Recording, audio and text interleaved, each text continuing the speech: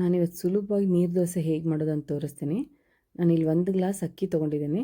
ನಾನು ಇದನ್ನು ರಾತ್ರಿನೇ ನೆನೆಸ್ತೀನಿ. ಒಂದು 4-5 ಸರಿ ಇದನ್ನು ತೊಳಿತೀನಿ ನೋಡಿ. ಚೆನ್ನಾಗಿ ತೊಳಿಬೇಕು ಇದನ್ನು. ಫಸ್ಟು ಅಕ್ಕಿನ ಫುಲ್ಲು ಚೆನ್ನಾಗಿ ತೊಳಿಬೇಕು.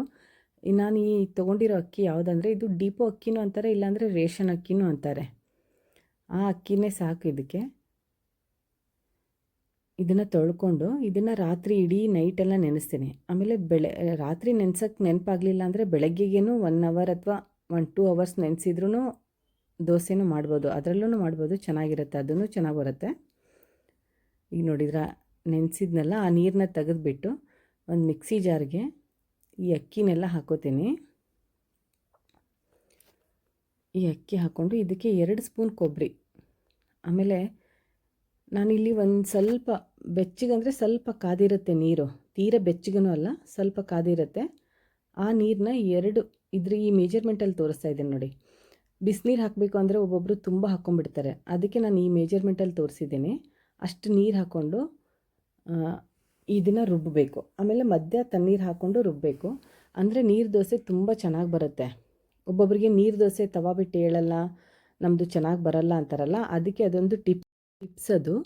ಆಮೇಲೆ ಈಗ ನಾನು ಇದನ್ನು ನೈಸಾಗಿ ಆಗಿರುತ್ತಲ್ಲ, ಇದನ್ನು ಒಂದು ಬೌಲಿಗೆ ತೆಗಿತೀನಿ.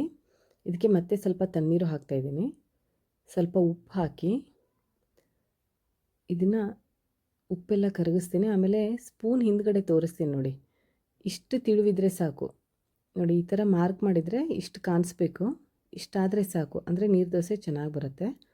ನಾನು ನೀರು ದೋಸೆಗೆ ನೀರು ಚಟ್ನಿ ಮಾಡ್ತೀನಿ. ನೀರು ಚಟ್ನಿ ತುಂಬ ಚೆನ್ನಾಗಿರುತ್ತೆ ಇದಕ್ಕೆ. ನಾನಿಲ್ಲಿ ಫಸ್ಟೇ ಒಗ್ಗರಣೆ ಮಾಡ್ತಾಯಿದ್ದೀನಿ. ಸಾಸಿವೆ, ಜೀರಿಗೆ, ಕರಿಬೇವು, 1 ಮೆಣಸಿನ್ಕಾಯಿ, ಉದ್ದಿನಬೇಳೆ, ಆಮೇಲೆ ಕೊತ್ತಂಬರಿನ ಸಣ್ಣಕ್ಕೆ ಕಟ್ ಮಾಡಿ ಚೆನ್ನಾಗಿ ಫ್ರೈ ಆಗಬೇಕು ಅದು ಎಣ್ಣೆಲಿ.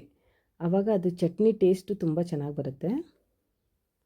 ಚಟ್ನಿಗೆ ಶುಂಠಿ, ಬೆಳ್ಳುಳ್ಳಿ, ಮೆಣಸಿನ್ಕಾಯಿ, ಕೊತ್ತಂಬರಿ, ಕರಿಬೇವು, ಕಡಲೆಬೀಜ, ಹುರಿಗಡಲೆ, ಜೀರಿಗೆ ಮತ್ತು ಕಾಯಿ ತುರಿ, ಉಪ್ಪು, ನೀರು ಹಾಕ್ಕೊಂಡು ಇದನ್ನು ಸ್ವಲ್ಪ ಮಿಕ್ಸಿ ಮಾಡ್ತೀನಿ. ಮಿಕ್ಸಿ ಮಾಡಿರೋದನ್ನ ಇದು ಆರಿರುತ್ತಲ್ಲ ಒಗ್ಗರಣೆ, ಅದಕ್ಕೆಲ್ಲ ಮಿಕ್ಸ್ ಮಾಡ್ಕೋತೀನಿ. ನಾನು 1 ಡ್ರಾಪನ್ನು ಎಣ್ಣೆ ಹಾಕ್ದಂಗೆ ನೀರು ದೋಸೆ ಮಾಡ್ತೀನಿ.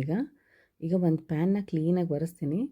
ಹಾಕಬೇಕಾದ್ರೆ ಚೆನ್ನಾಗಿ ಅದನ್ನು ಹಿಟ್ಟು ಕಲಸಿ 1 ಸ್ಪೂನ್ ಹಿಟ್ಟು ತೊಗೊಂಡು ಈ ಥರ ಪ್ಯಾನಲ್ಲಿ ಇಟ್ಬಿಟ್ಟು ಪ್ಯಾನ್ನ ಸ್ವಲ್ಪ ಎತ್ತಿ ತಿರುಗಿಸಿದರೆ ಅದೇ ಆಟೋಮೆಟಿಕ್ಕಾಗಿ ಶೇಪ್ ಬರುತ್ತೆ. ಆಮೇಲೆ ಇದು 1ರಿಂದ 2 ಸೆಕೆಂಡು ಒಂದು ಲಿಡ್ ಕ್ಲೋಸ್ ಮಾಡಿ ಇಡ್ತೀನಿ. ಆಮೇಲೆ ಲಿಡ್ನ ಬೇಗ ತೆಗಿತೀನಿ. ಆಮೇಲೆ 1 ನಿಮಿಷ ದೋಸೆ ರೆಡಿ ಆಗುತ್ತೆ. ತುಂಬ ಹೊತ್ತು ಬೇಯೋದು ಬೇಕಾಗಲ್ಲ, ಇದು 1 ನಿಮಿಷಕ್ಕೆಲ್ಲ ಆಗಿಬಿಡುತ್ತೆ. ಆಮೇಲೆ ಇದನ್ನೇನು ಸ್ಪೂನ್ ಬೇಕು ತೆಗಿಯೋಕ್ಕಂತಿಲ್ಲ, ಕೈಯಿಂದನೇ ಆರಾಮ್ಸೆ ತೆಗಿಬೋದು, ಅಷ್ಟು ಚೆನ್ನಾಗಿ ಬರುತ್ತೆ.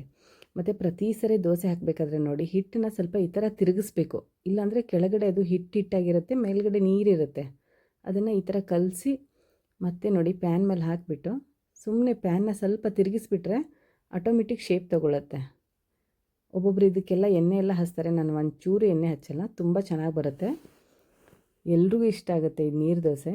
ನಮ್ಮ ಮನೇಲಿ ಎಲ್ಲರೂ ಹಾಕ್ತಾರೆ ಇದನ್ನು, ಯಾರು ಬೇಕಾದರೂ ಮಾಡ್ಬೋದು, ಅಷ್ಟು ಸುಲಭವಾಗುತ್ತೆ ನೋಡಿ. ಆಟೋಮೆಟಿಕ್ ಪ್ಯಾನ್ ಬಿಡ್ತಾ ಇರುತ್ತೆ ನೋಡಿ. ಈ ವಿಡಿಯೋ ಇಷ್ಟ ಆದರೆ ಲೈಕ್ ಮಾಡಿ, ಶೇರ್ ಮಾಡಿ, ಸಬ್ಸ್ಕ್ರೈಬ್ ಮಾಡಿ.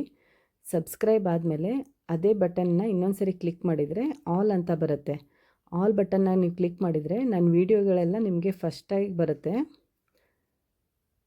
ಅಂದರೆ ಫಸ್ಟ್ ವೀಡಿಯೋ ಬಿಟ್ಟ ತಕ್ಷಣವೇ ನಿಮಗೆ ಬರುತ್ತೆ. ಆಲ್ ಬಟನ್ನ ಪ್ರೆಸ್ ಮಾಡೋದು ಮರಿಬೇಡಿ. Thank you.